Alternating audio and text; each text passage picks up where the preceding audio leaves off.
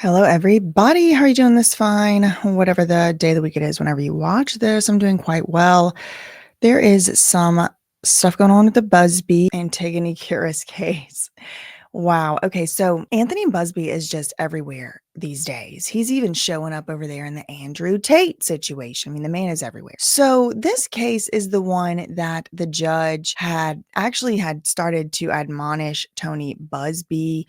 Busby tried to withdraw from the case. He tried to withdraw his appearance. The judge denied. She was like, how are you going to withdraw from something that you never were actually admitted to? All of that. Well, in that judge's order, she did kind of sort of throw the co-counsel under the bus along with Tony Busby. The judge had said about the co-counsel that Tony Busby was using her login, her ECF credentials to file stuff or whatever.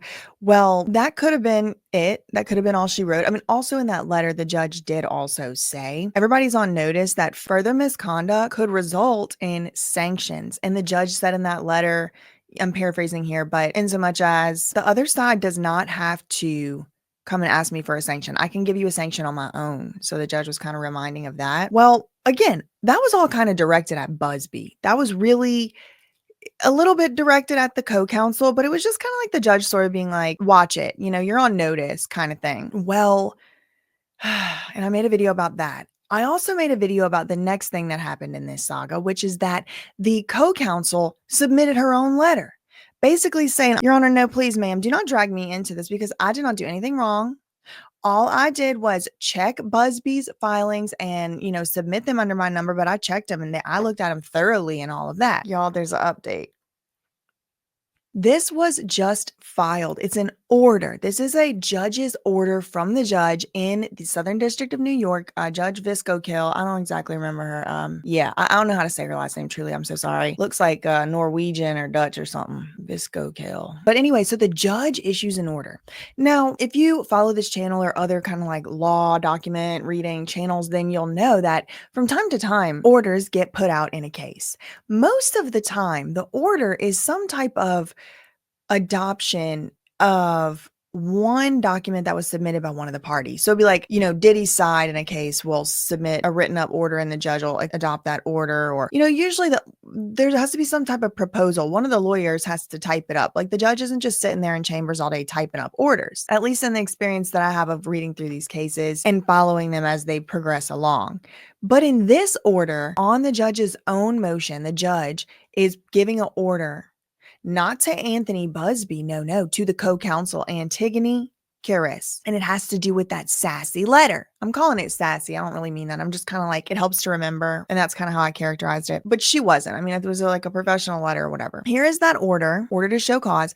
On March 21st, the court issued an order denying the motion of Anthony Busby for admission pro hoc vice in this case, right? We talked about that at the beginning of the video. Plaintiff's local counsel, this is Antigone, then filed a letter 3 days later, March 24th this year, in response to the judge's order. Okay, so this is a little bit like, you're not really supposed to respond to a judge's order.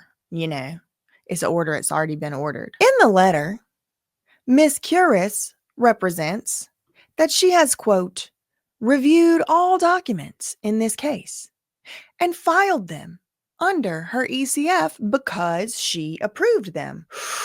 See, now look, listen, this is a lesson. Had Antigone just took her lip, had she just taken it, maybe she didn't deserve that admonishment. Maybe she didn't even do such a thing as what the judge was accusing. In truth, it was an order. It wasn't like really up for negotiation. So why would you try to correct a judge's order? You know what I mean? In the letter, Ms. Curious represents that she has, quote, reviewed all documents. So the lawyer, in her clapback letter, her response to the judge's order, she says, I have reviewed all the documents in this case and filed them under my ECF because I approved them. Antigone Curious taken all responsibility for the documents that were filed. See, the judge was kind of letting her have a way out. Like, oh, Anthony Busby used his co-counsel's number. And I guess she apparently was complicit, but like she was going to let it go. But then Antigone Curious writes her letter.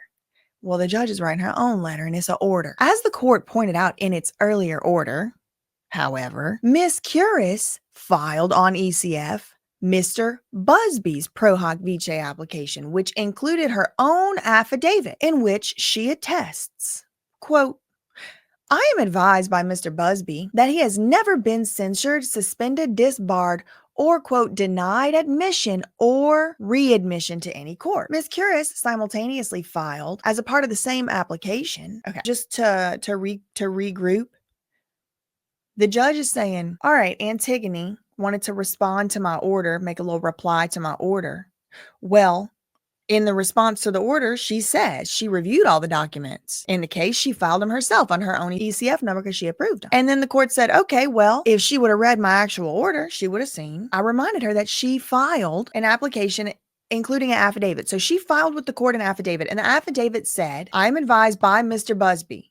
He's never been censured, suspended, disbarred, or denied admission. Okay, so I'm advised. So he told me he was never suspended, disbarred, or denied admission by any court. The judge said, okay, that's cute, but tell me then why, Antigone, you also at the same time simultaneously filed as part of the same application this other order at the same time. The same time you said you reading everything so close, then how could it be that you're saying here, I'm advised by Mr. Busby, he's never been disbarred or denied admission? In the same breath, you submitted, because you read documents so close, how is it that you then also submitted simultaneously with the same filing the order of the grievance committee denying Tony Busby's admission? Because in the one document of the filing, you said he's never been denied admission. You say, you've been advised by him.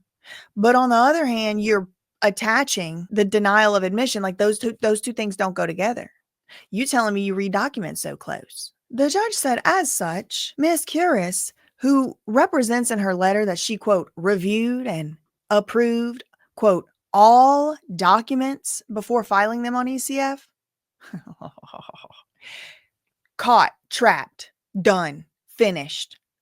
How's she going to get out of that? I reviewed and approved all documents before I filed them. I understood them. I read them thoroughly. The judge is like, all right, well then come explain yourself. Because since you read so close, you knowingly submitted this. And now what's she going to say in her own defense? Antigone, oh, I didn't read that one close. Well, the judge is going to say, then you lied on this paper when you said you did. So which one is it? You reviewed real close, or you just missed this one? Which one is it going to be? And again, y'all remember, this all could have been avoided had Antigone just took her lick, just took her, took it on the nose. Did she have to do that? No, of course not. She didn't have to do that. And in fact, and indeed, she did not do that. But what she chose to do instead was kind of ask a judge to reopen an order.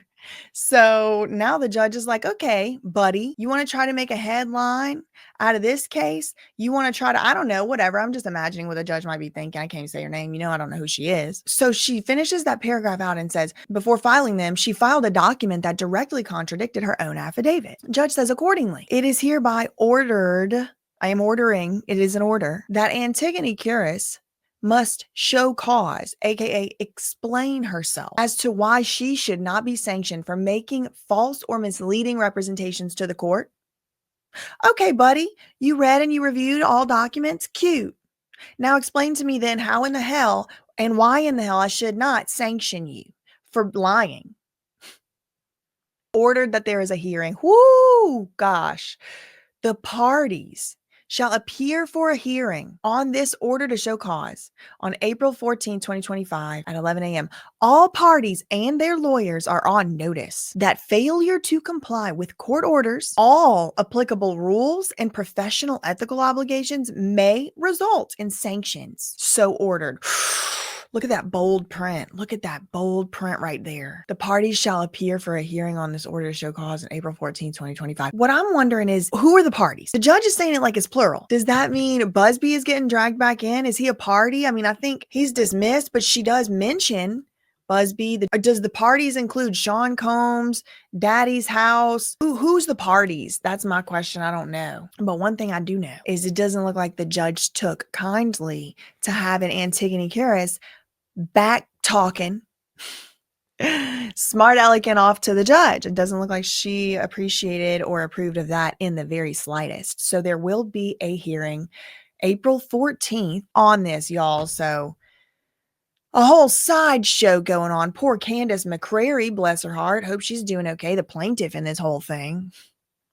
That's all I really had for this one. In the meantime, facts ain't defamation, and everybody's innocent until proven guilty. Love you, Meaning. Okay, bye.